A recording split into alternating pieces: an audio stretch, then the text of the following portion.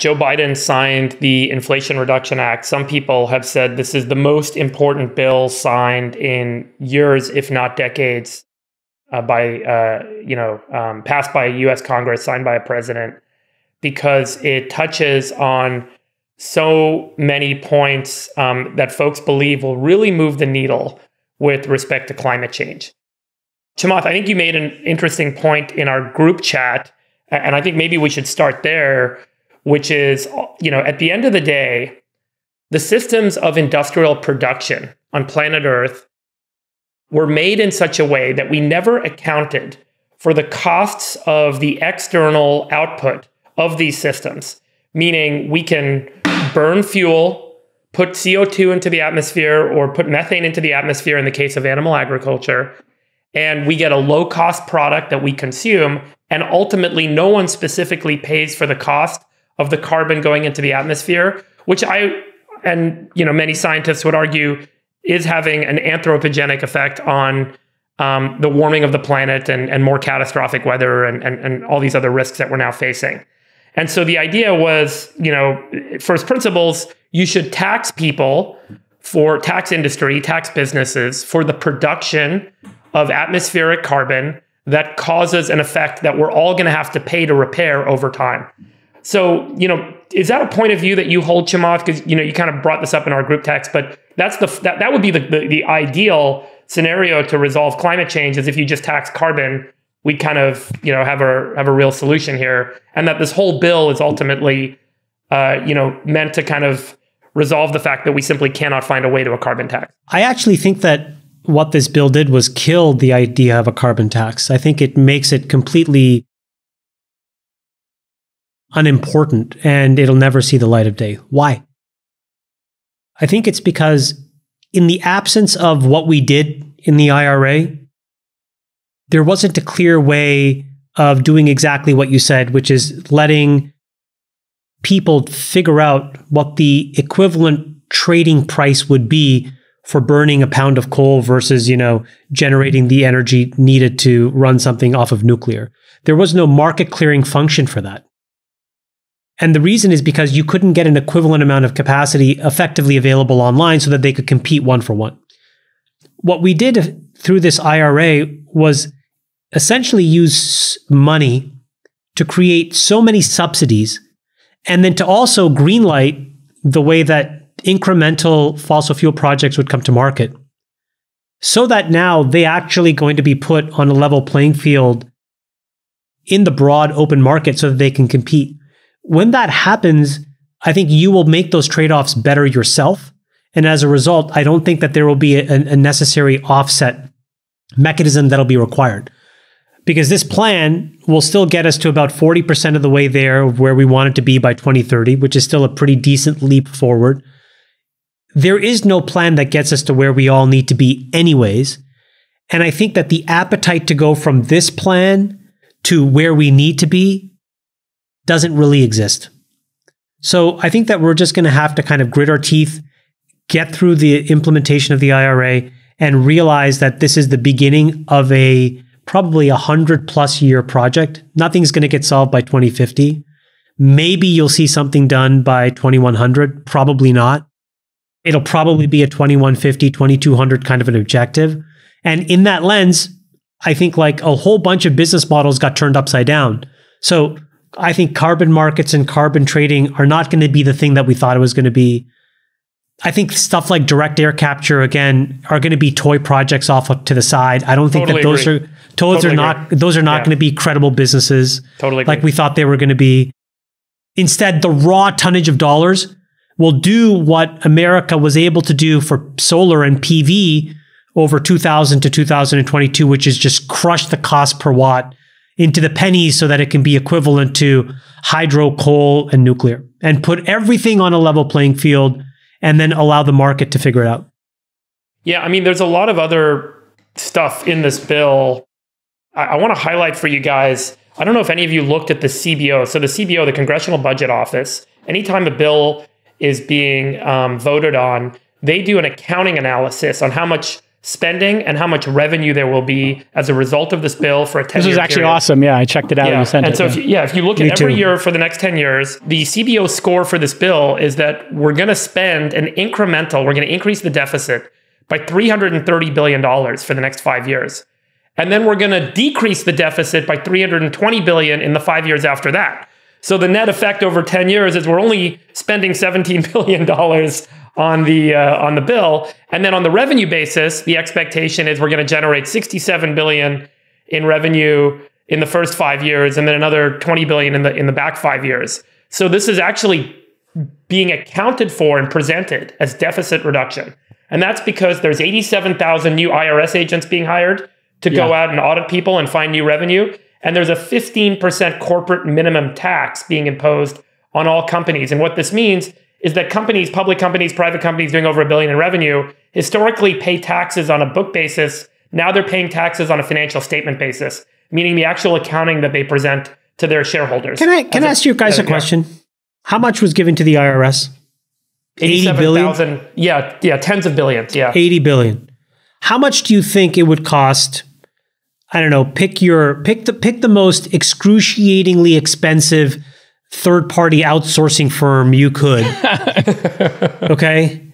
To build an entire system to basically automatically review every single tax return and throw exceptions. And machine learn what fraud looked like or what misrepresentation. Let's say $5 billion. It'd be the most expensive. It'd be the most expensive piece of software ever written. And this is what was so kind of like, that was the only part of the bill that made less sense to me. I think like if you put really smart computers on the case or gave it to DeepMind at Google and said, can you guys build this system with machine learning and AI, you'd be done. Tax and a simpler tax, which I guess this is trying to do. But you know, Friedberg, when I looked at this and you sent it, my initial reaction was, you know, this old adage. It'll be impossible for these guys to find 87,000 humans that want to work at the IRS, number one. By the way, there's a funny video on the recruiting that's been going on for that, but yeah, go ahead. Yeah, it's pretty good. But I mean, you know, because like they were asking for people who were ready to like have guns and like put their body in harm, and it's like at the IRS. Crazy. I was like, that can't be real. Anyway, this is what I got from this Excel spreadsheet. The greatest tool for writing fiction is not Microsoft Word, it's Excel. Like, there is no way this thing is netting out to zero. Like, this thing's going to cost us a fortune. Government is in shambles. We don't know what we're doing.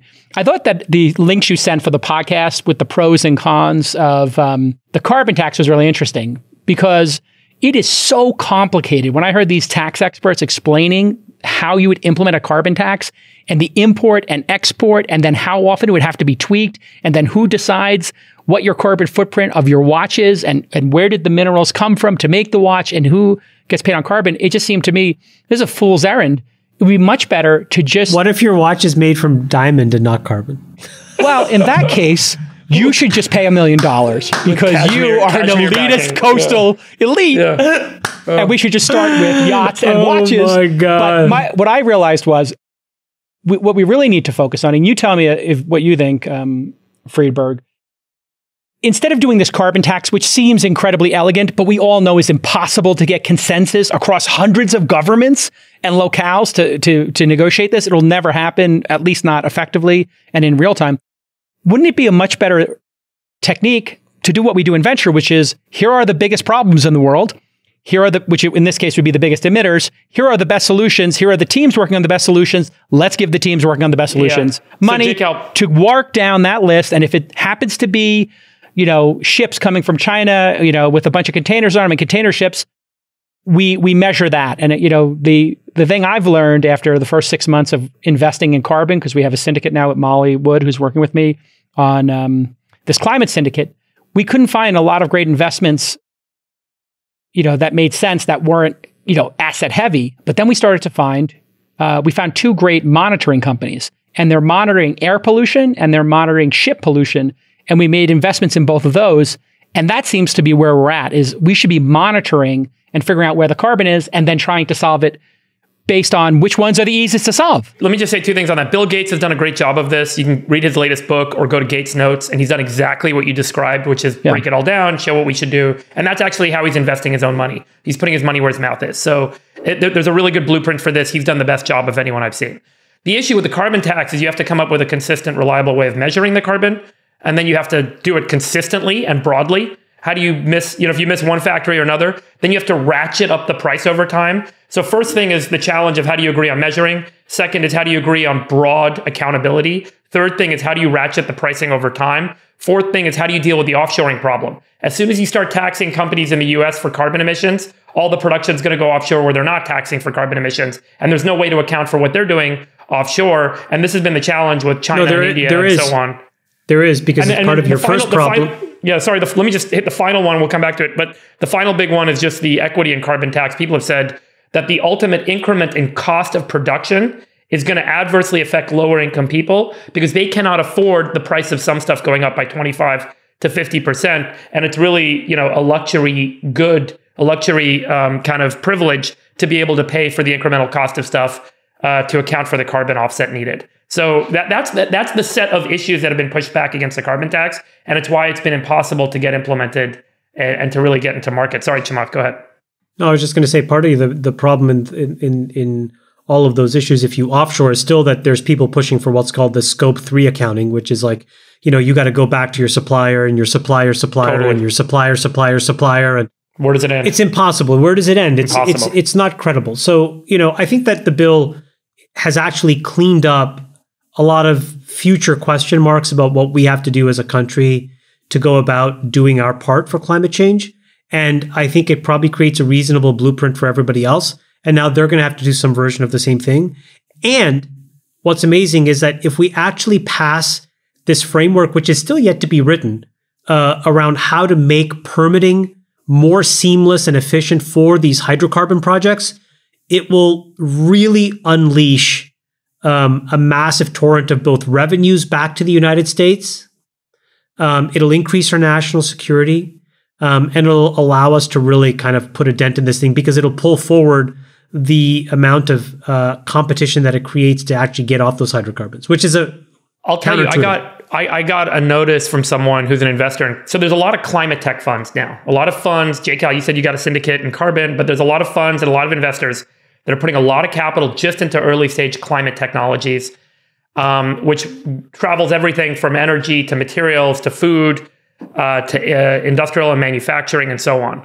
And I got a note from one of these companies, a startup, that highlighted that the $1.25 per gallon credit, tax credit for clean production of fuel, which has to demonstrate a 50% emissions reduction in the manufacturing process, will now make this startup profitable. And by the way, you get an extra penny per gallon for every 1% reduction in emissions below that 50% threshold. And so there's a lot of startups that I'm hearing about that their unit economic models were questionable before. Now, because of this bill, they are flipping profitable. And so I personally think we are going to see a significant influx of venture capital and support for a lot of these climate tech and new energy, material, and manufacturing projects that otherwise may have been held back because the subsidy will kickstart. The question for me that I still don't have a good answer to is, are they sustainable? Over the long run, if this bill gets shut down or repealed and the funding sources stop and the subsidies stop, do these businesses survive, or are we simply creating regulatory capture models like we did with other energy products in the past and with food? If you're not contribution margin positive today, pre this bill in climate change, and the bill is the only way that you get there, you're DOA. You just don't know. Yeah. Great point. Yep. Sachs, the biggest line in this bill is the corporate minimum tax. I don't know if you saw this, but 15% minimum tax applied to the accounting profit reported by any company over $1 billion. And they're estimating it'll generate $313 billion of incremental tax revenue over the next 10 years. Do you have a point of view on whether this corporate minimum tax is going to cause an issue with startups and companies going public, or the valuation in the public markets? Or is this just, hey, this should happen and it doesn't matter? I mean, I don't know if you spent much time on this. Well, no, I mean, I think the issue here is that why is it that these companies are able to pay so little taxes? Well, the reason is because there's a zillion loopholes and incentives and tax breaks in the existing code that they're taking advantage of. I mean, these large companies have lots of accountants and lawyers. They're not deliberately violating the law. They're scrupulously adhering to it and taking advantage of it. So it's all these tax breaks that they're able to used to pay no taxes. Well, what does this bill do? You talk about the spending on climate, the $386 billion, most of it is tax incentives and some block grants. So this is now the preferred form of, quote unquote, spending in these bills are tax credits and incentives. This is the way they're going to change people's behavior. So in other words, the bill on the one hand is complaining that corporations don't pay enough taxes because there's too many tax breaks, while on the other hand, creating a whole slew of new tax breaks. So there's a little bit of a contradiction there. Again, why are companies paying no taxes? Because of the last 10 bills tax breaks that were supposed to move the behavior of businesses and consumers in a certain direction. So just recognize that that's the case. I think you also made a really good point about the phantom deficit reduction here. So like you mentioned, and we see this in lots of bills, all the excess spending, all the deficit spending occurs in the first 5 years, and all the deficit reduction occurs in the last 5 years. Something always intervenes to prevent the savings from taking place. It's like startup projections, right, Sachs? Yeah, it's like I lost my sales guy. We'll cut the budget next year, And so just to give one example of this, so this ACA subsidy extension, so this is the Obamacare subsidy, it's about 60-something billion a year. They're extending it for 3 years, but they're assuming it's just going to die at that point as opposed to keep being extended. And no one's going to want to vote to make that go away in 3 years, just like they don't want to vote to make it go away now. So if you extend that subsidy 3 years from now, just that one item alone makes the deficit reduction of this bill go from $305 billion over the 10-year period to negative $155 billion. So just that one item, if you continue it and don't sunset it, just that one thing makes this a hugely deficit, not reducing bill, but deficit increasing bill. And so you wonder what problem is this bill really solving? And they can't seem to agree on that. I mean, first they're telling us it's a deficit reduction bill. Then they're telling us it's a climate bill. Then they're telling us it's an inflation reduction bill. It seems to me that if they're really proud of this and believe in it, they would choose a name for the bill that actually reflected what it was. Well, all bills would be named something for everyone, Sachs. I mean, like that's how all these bills get. In order to pass a bill, a bipartisan bill, you got to give something to everyone. I mean, but this is mostly a climate related bill. This is mostly tax breaks and block grants related to climate. There's a huge tax issue with the IRS agents and the corporate minimum tax, but there's also a huge component on prescription drugs. Chamath, I don't know if you spent any time looking at this, but... Sorry, just on the IRS agent, can I just add one detail on that? Yeah.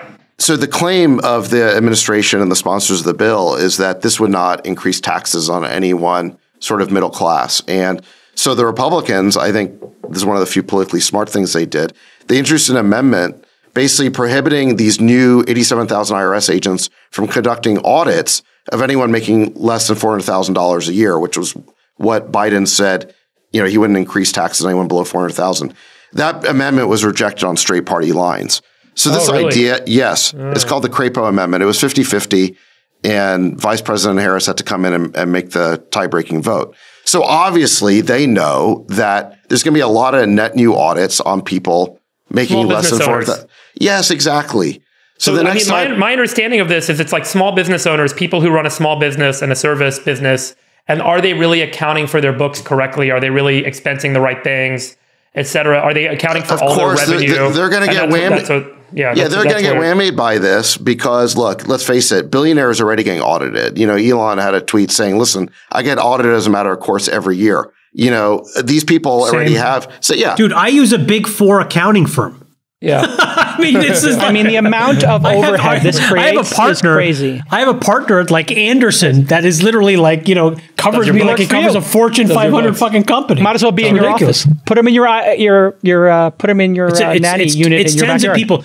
I mean, by the way, Sachs is right. Like if you look at the ultra wealthy, I think I would be shocked if any of those folks were actually evading taxes at all, because it's impossible the way that this infrastructure runs. Like, you're getting K1s from Blackstone. What are you going to do? Are you going to change that? Like, totally. Do you guys even know the PIN number of your bank card? I have no idea. So it's so complicated. Yeah. Okay. So my point is, I don't think that if there is cheating of taxes, it's happening at that level. What's happening at that level are much more structural issues like carried interest, which they decided not to touch. or trust in estate law. Trust in estate law. No, I don't think this is my point. It's not mistakes. There's nobody with a pencil really filling out a K1 for Bill Gates, dummy. That's my point. No, I know, but people can make mistakes. What if a K1 gets left off? That's what I'm saying is when they find something, it's usually easily found. Doesn't happen. Jason, when I get my tax return, it's done by an accounting firm and I just sign it. I know that. What I'm talking about is what are the IRS people going to find? I'll tell you what they're going to find. They're going to find a lot. They're going to find a lot of middle class and upper middle class folks, and they're going to have to focus on them because individually it may not represent a lot, but when you multiply it by the number of people inside the United States, and this is what the Wall Street Journal and a bunch of other folks have been saying now, when you apply 87,000 people and task them incrementally with doing a job, it's not going to touch these folks that are already audited. It's going to touch the folks that are not audited. And by and large, a much, much larger majority of middle income and upper middle income people are not audited, which is why I think you could spend a lot less than $80 billion and just build software that guarantees only those that should be audited are, and uses machines to help figure out these leaks. Or start simplifying the tax code, because when you add this 15% minimum, Friedberg, what is that going to do to the strategy of a public company? Okay, so we should show less earnings, put more to work. Oh, we're not going to be able to depreciate this, or whatever. I mean, it's going to create all these second and third order impacts that we don't know. Well, I think Sachs's point is important, which is one that we don't yet have insight into, which is what is this going to cannibalize? Because ultimately, if there is a minimum tax, it doesn't make sense to pursue incentives that create a tax break today. And therefore, those incentives won't be invested in. Whatever those incentives are, I don't know what they are, low income manufacturing zone development or whatever, who knows, what they are, come and build your business here and get tax breaks, et cetera, local, state, and federal tax breaks. If those start to get written over, then there's going to be really adverse effects. And I think that that's something to watch. I don't understand it well enough. Certainly, I'm not an accountant, but I would be kind of worried about and keeping an eye on that front. I do think the bigger question, which is a biotech one, the prescription drug price cap minimizes the profits that a number of pharmaceutical companies will be making. It gives authority to go and negotiate prices. This is the second largest line in the bill. And there was a survey done by healthaffairs.org on an R&D survey, which said, will you guys reduce your investment in new drug development? And I think that they came, based on this bill, and I think that they came up with some estimate that there would be the number two, fewer drugs that would be kind of, made available per year because of reduced spending as a result of the price cap, which basically reduces revenue, which will, in essence, reduce R&D investment. Guys like Bernie Sanders will say, hey, that's not true. All that money's going to share buybacks and dividends and so on. But it is a fact that those share buybacks and those dividends will still continue. And if they are reduced, so will the R&D expense. And if the R&D expense is reduced, fewer drugs will come to market. And so, there's also a question mark, and people will debate this for the next decade, which is how much will this prescription drug price cap actually have an effect on R&D investment and ultimately on new drugs that come to market. My personal opinion, let me just say my personal opinion is I don't think that this will have a huge effect. I think this is an excellent part of the bill. I think that the government should have authority to go and negotiate. They're the largest buyer of these drugs. And typically when the US government, the federal government steps in to be the largest spender on a particular line, the cost of that line balloons, like we've seen in healthcare, like we've seen in education, and like we've seen in military and defense spending. And so I'm hopeful that this will actually provide a more effective market force in allowing the biggest customer in the market to negotiate prices, and that the VCs, instead of making 48% IRR, they'll ultimately make 28% IRR on the investments that they're making in biotech startups. Well, hold on. What exactly does it mean for the government to negotiate prices as opposed to the government just to fix prices? I mean, isn't this just price fixing? Well, in this example, what do you think is the right answer if they're the single largest customer, Sachs, right? I mean, and they are the market. I mean, what's the right thing to do? Well, I mean, you're saying that these drug companies are going to make a lot less money. Well, obviously that's going to have a downstream impact in the willingness to fund new drugs and new R&D. Yeah. Yeah. Now, no one likes pharma companies, so I'm not defending exorbitant profits or whatever, but I don't really know what it means for the government to say they're negotiating. I mean, the government just tells you what it's going to be. That's price fixing. And these companies are going to adjust. Yes, the government will pay less money in the near term. In the long term, there could be reduced investment in R&D. I think there'll be a balance of, do you Don't all governments, Chamath? Don't all governments, I know that you're close to some of these drug companies, don't all governments negotiate the purchase of these drugs? And then if they don't like the price, there are alternative drugs and they'll say, hey, listen, your drug is too expensive compared to these other two solutions, so we're going to buy this one primarily for our universal health care. There's this interesting thing that happens, which is that there's these drugs that are proprietary and under patent, okay?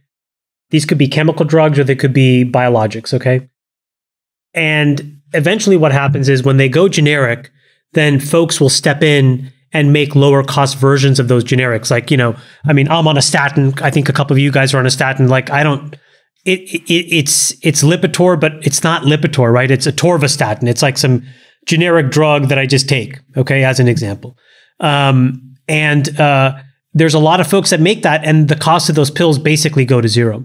But there's a bunch of categories, particularly for biologic drugs, where it's very different. It's very difficult to make what's called a biosimilar. This is a generic drug. So long and short of it is there's all these classes of drugs that kind of like stand alone without enough competition. And I think there are two ways to solve this problem. One is where the government steps in, which I think is good, but the better way is already been happening in the United States. So, there's a nonprofit, which is a collective between a bunch of hospitals called Civica. And I think that's a really interesting example. And what those guys do was they said, we're just going to create our own generic drug manufacturer, and we're going to make the drugs we want. We're just going to make them super cheap. And, they're in the midst right now of completing a massive facility. I think it's in Virginia, where they'll be able to make as much insulin as is needed for the entirety of America for no more than $35 a dose. That's right? Gangster. That's gangster. It's super gangster. We'll make our own. And by the way, when California said they're going to make their own, what they really meant was that they're going to go and RFP it out. And my hope is that they end up going with somebody like Civica, who has the experience of actually building it. Otherwise, California's just going to waste hundreds of millions of dollars. Request for proposal, if you don't know what RFP is. Request for proposal. Yeah. But there are these emerging nonprofits that are basically doing the work of the government. I think that's a better solution to what Sachs is actually... Competition, right? Yeah. It creates competition. Yeah, competition.